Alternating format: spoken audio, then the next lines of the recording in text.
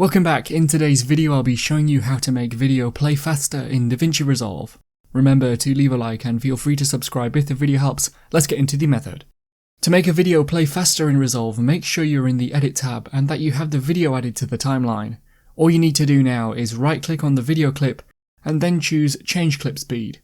Look for the speed box and you can increase the percentage in this box to make the video faster. Click on Change in the bottom right of this window to save this, and then you can preview the video in the timeline. And so that is how to make video play faster in Davinci Resolve. Click the card on screen now to watch a video of mine showing you 10 easy ways to speed up your Windows PC. If you have any questions, then let me know in the comments below, and if you did find today's video helpful, remember to leave a like and feel free to subscribe for more tips in the future.